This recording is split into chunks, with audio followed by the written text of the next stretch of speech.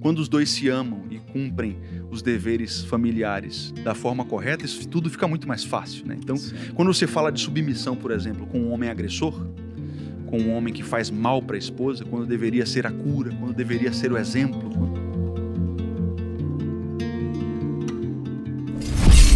Você está falando sobre valorizar o tempo de mesa, o que é ordinário, não extraordinário. Eu realmente acredito, né, que esses pequenos hábitos na vida, eles vão se tornando quase que automáticos. Você entra quase que num ritmo hipnótico, como diria Napoleão Hill, até que você começa a ter ciclos cada vez maiores, isso daqui virar habitual, e aos poucos as coisas vão acontecendo sem esforço, vão ser mais fáceis, não é? Mas quando você fala de tratativa, quais são essas tratativas, assim? O que é essencial de fato? Existe uma regra para isso? Você fala de quais são esses ritos? Ou... Não, é porque quando você fala tempo de mesa, ok. Dormir no mesmo horário, ok.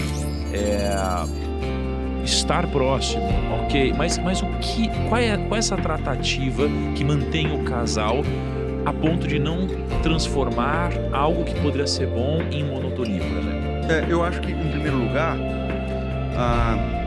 o homem pós-moderno tem pavor de rotina. Ele entende que rotina é algo ruim, né?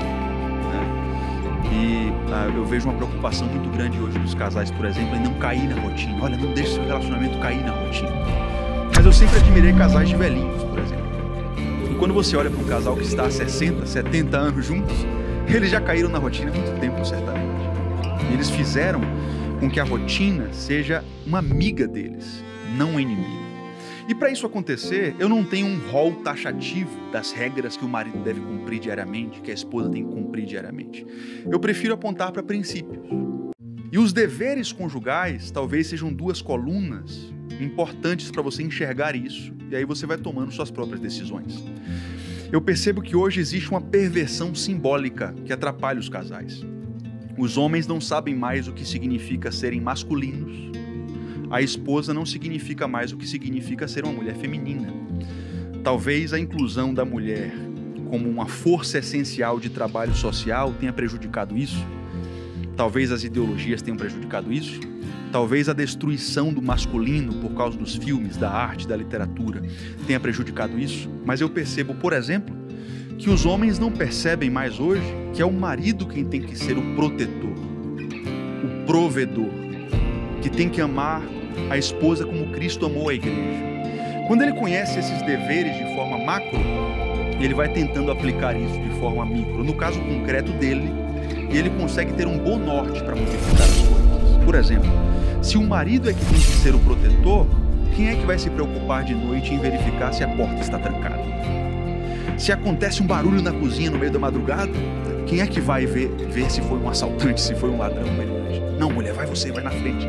Então, eu percebo que quando a gente percebe quais os deveres de cada um, as coisas ficam um pouco mais claras. Eu percebo que os homens hoje, por exemplo, têm uma dificuldade com essa coisa da defesa do lar.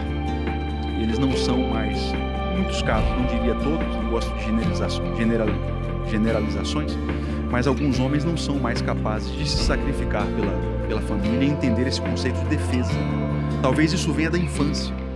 A gente mitiga nas crianças do sexo masculino esse senso de proteção, esse senso de proteger os oprimidos, né?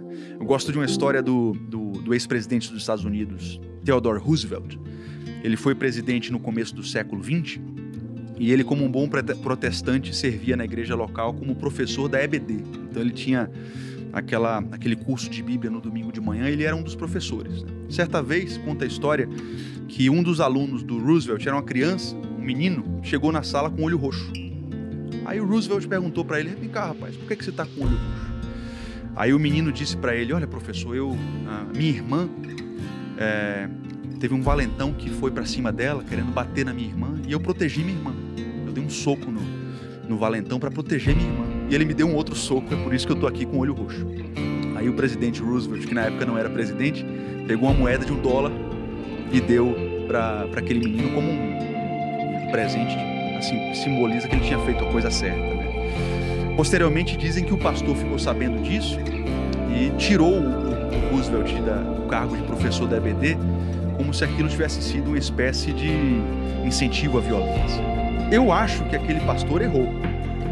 Se fosse no meu caso, eu acho que até chamaria o professor Roosevelt na frente de toda a congregação e faria um elogio público, porque ele incentivou o menino a cumprir um dever masculino, que é a proteção do injusto. Veja que a agressão não partiu do guri. Ele tomou a iniciativa de defender a ele. Então, eu percebo que essa perversão simbólica fez com que as pessoas tivessem uma extrema dificuldade de enxergar como a rotina deve acontecer. E daí você tem uma ausência de admiração. A admiração da mulher por parte do homem, a admiração do homem por parte da mulher, porque eles não estão enxergando e cumprindo os ritos que advêm do entendimento desses símbolos. Não sei se ficou claro isso aí.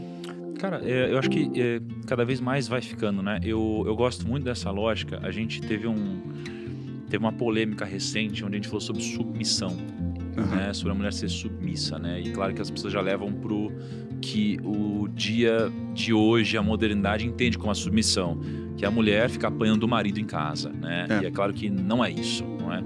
A Bíblia fala sobre o papel do homem e o papel da mulher, né? E aí você falou um pouco sobre o homem, né? E uma das coisas que a Bíblia fala é para o homem amar, de fato, a mulher, assim como Jesus amou a igreja, não é?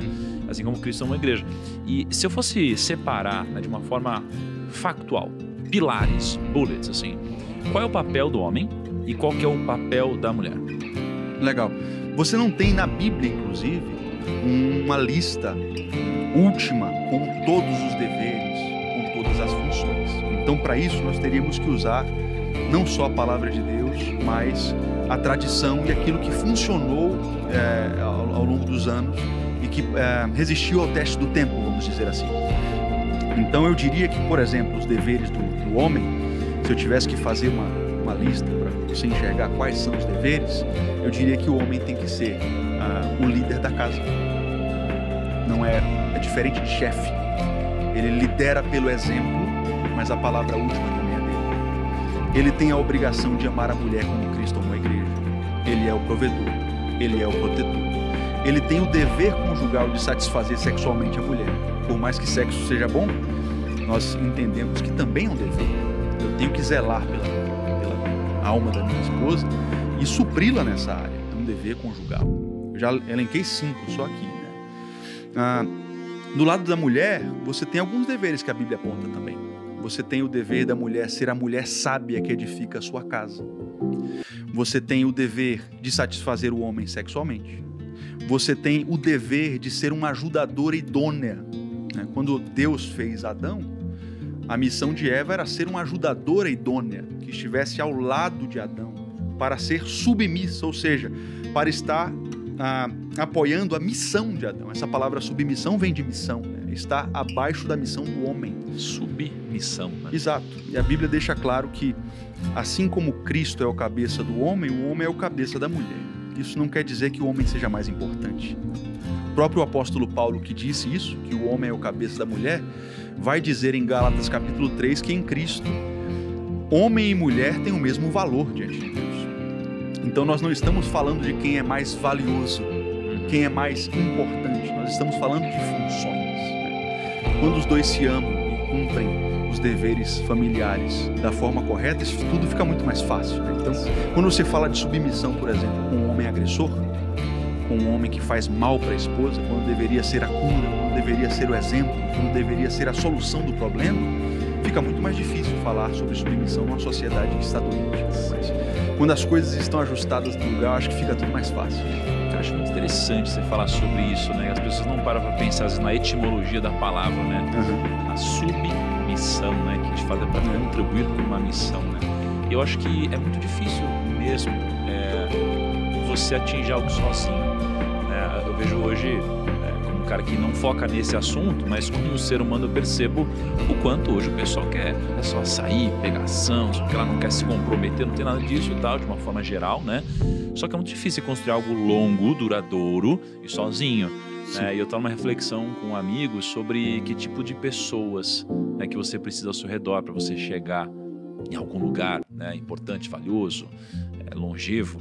E a nossa reflexão é que você precisa de alguém para te repreender, alguém para sonhar junto com você e alguém para te liderar, né? E aí a gente refletiu sobre a diferença de uma repreensão, a diferença de um conselho, a diferença de uma crítica, né? Então, assim, a repreensão ela é dada por alguém que te ama ou alguém que é especialista, né, em alguma área.